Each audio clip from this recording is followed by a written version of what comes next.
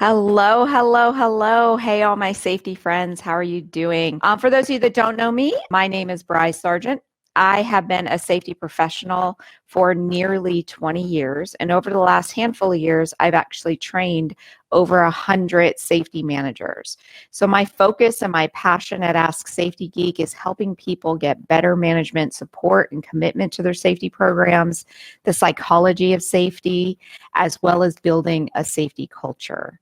So today, what I wanted to talk about was eliminating the word safety, quote unquote, from the things we do. I know that sounds crazy, right? You're like, what? We want to focus on safety. We don't want to eliminate the word safety. But this has been on my mind a lot lately.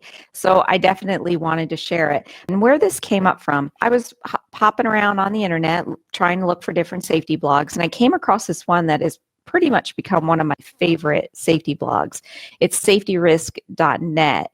And it is written by Dr. Rob Long, who's a psychologist. So one of them that he was talking about was about safety neurosis. And safety neurosis is basically where you put a framework around everything that you do, and that you're basically using safety as an adjective. So think about how I call myself Safety Bri. You might be like Safety Steve or Safety Mary or something like that. That could be part of of what he's referring to as a safety neurosis. When you start putting it onto other things, it can actually have an effect on how that thing is received. And after reading the article, I just could not stop thinking about it. I really just could not stop thinking about it. What I keep thinking about is what we're doing actually hurting us building a safety culture? I think it might be. I really think that there is something to this framing everything with the word safety. Going by a name safety, like Safety Steve or something like that, I don't think that's as detrimental as calling something a safety meeting or a safety statement, because you're basically saying, well, Steve's the expert on safety. I don't think there's as much wrong with that as when you actually call something like a safety meeting or a safety training. So here's what I want you to consider. I believe that safety is as equal to every other department in the organization.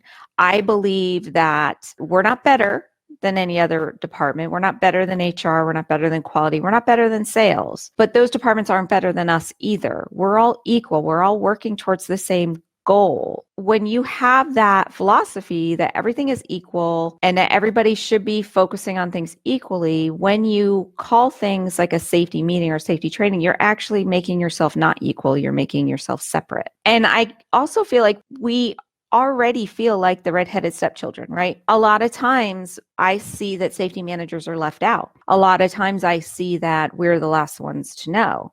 Right. And we get that feeling like you're trying to hide stuff from us and you don't want us to be part of it. And we are, the redheaded stepchildren. But when we start separating ourselves from all these other departments, aren't we kind of doing the same thing? So are we partly doing this to ourselves? And what I mean by that is that a lot of times we frame everything with the word safety. So it's a safety meeting, it's a safety share, it's a safety statement, it's a job safety analysis, it's a safety inspection, it's a safety policy. And I used to always say everything can be considered a safety whatever, because safety applies to everything. People would not want to do something and they go, oh no, that falls under safety. You have to do that. So it's the same kind of thing. It's like if you call everything safety, you're kind of saying it's all on you.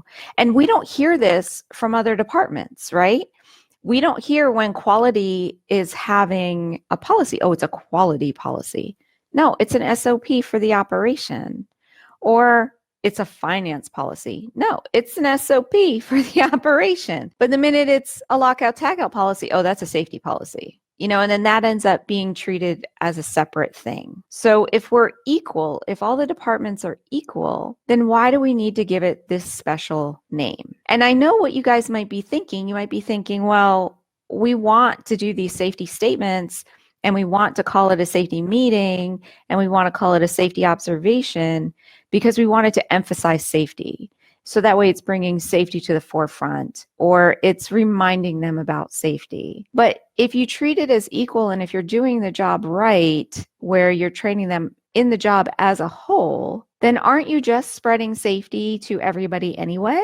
Because safety should just be part of everything else. It shouldn't be separate. So that's what I can't get my head around when I keep thinking about this. It could be, that we keep emphasizing safety because it's just the way we do things.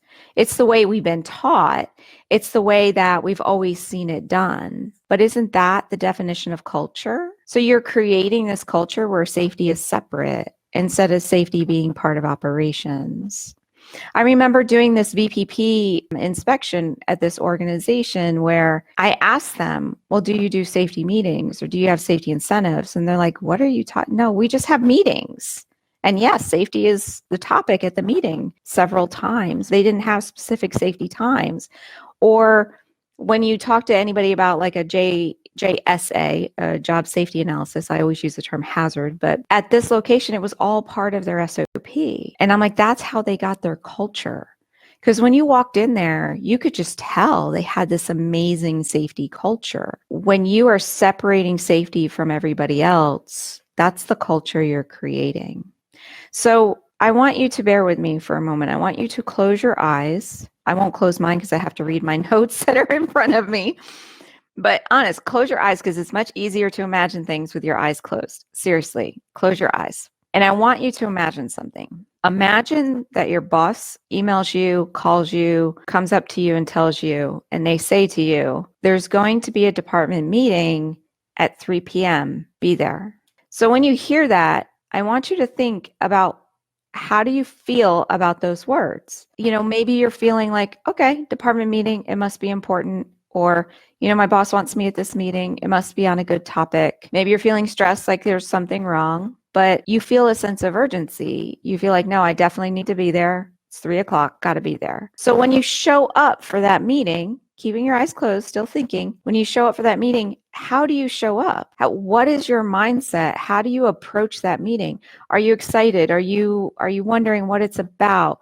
Are you giving it your full attention? And more than likely, what I would say is that you are, because your boss came up to you and said, hey, there's a department meeting, you have to be there. Maybe you questioned what it was about and they didn't elaborate. It's just a department meeting. Now let's change it up. And I want you to imagine, say, hey, there's a quality meeting at 3 p.m. Be there. Do you feel differently?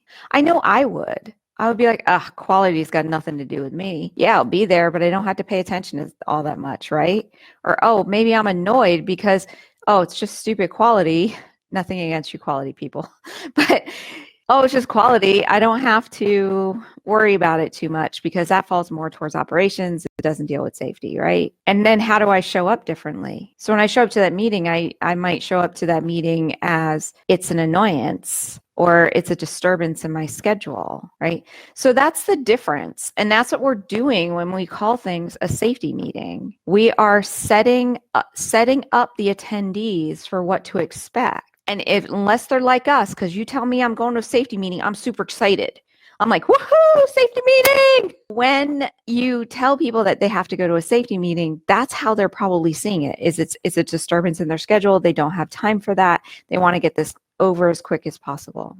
But the feeling and how you want them to approach that meeting should be the same as how they approach a department meeting. So maybe if we just had meetings and we didn't qualify what the meeting was about ahead of time and they just got used to going to meetings, everybody would just approach the meeting the same exact way, regardless of what the topic was about. So that way you're getting people to actually show up. And I don't mean attendance, I mean mentally show up to that meeting and give it all that they can. So how can we change this attitude? I mean, I kind of hinted to it, but if safety is equal, then even the training shouldn't be separate, right? So that's one way that you can change this attitude, right? So a lot of times what I'll see is that when we go to do training, you have, the production training, you have quality training, you have HR, think about like new hire orientation or something like that.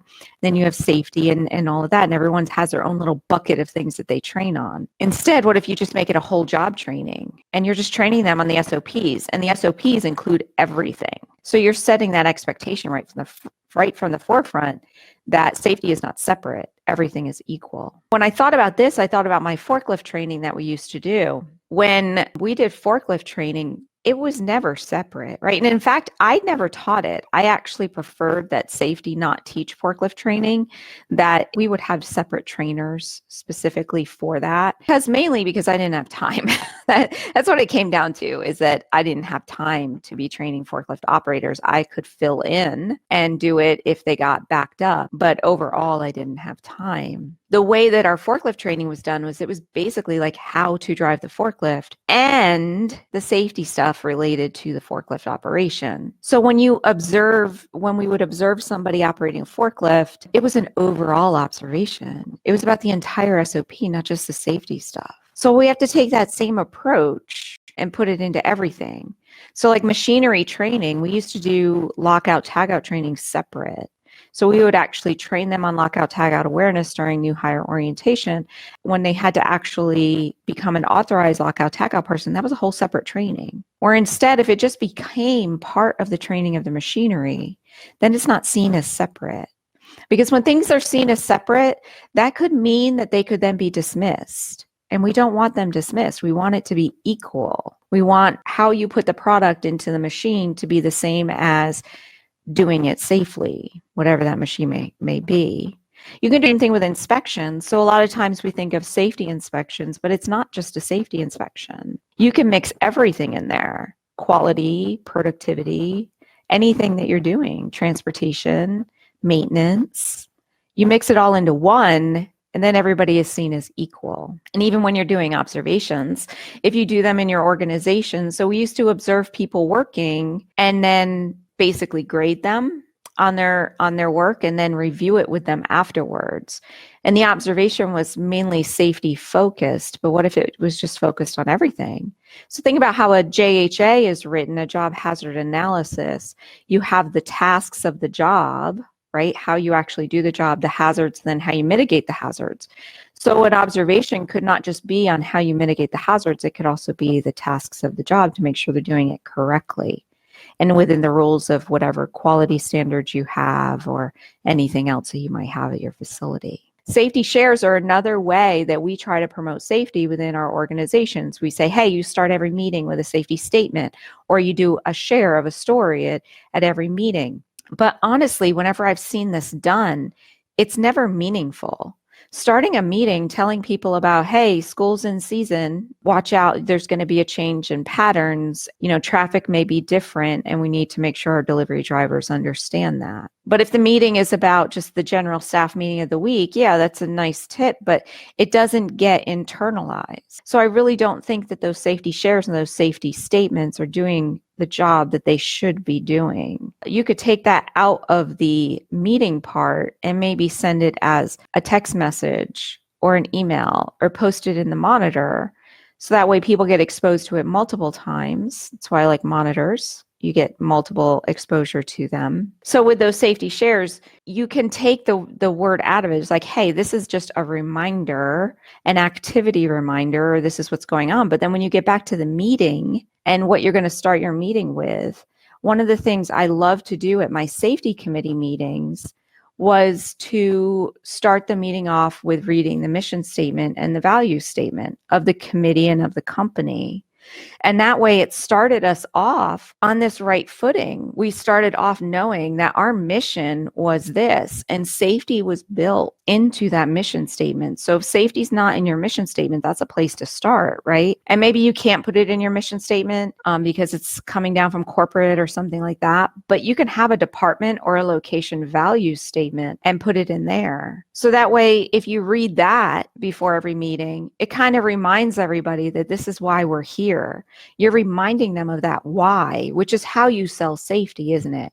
It's reminding everybody of why we're doing what we're doing. And that value statement includes everybody, not just safety. Because yes, safety is important, but the quality of the product or the service that you're giving is just as important, as is the productivity and getting it out on time and delivered to the end user. So all of those things are just as important. So if you bring all of those together into your value statement and you read that before every meeting, I think that has a bigger impact than just a random safety slogan before a meeting starts, or a story about something that happened the day before. So that's the whole idea. And that's what I want you to remember, is that safety should be equal. And we don't want to see ourselves as the redheaded stepchildren. And we don't want to see ourselves as separate. Hopefully you found this interesting. Hopefully you'll think about it too. I would love to hear your comments. Please leave your comments and tell me what you think. But I would say moving forward, look at your organization and maybe just try to change one of them, right? So take one thing that you're putting the word safety in front of and eliminate it, and talk to your management team and say, hey, is this something we could do? Because I do find it extremely interesting. Alrighty, my safety friends, that is all that I have for you today. And I will catch you next week. Bye. Be safe out there.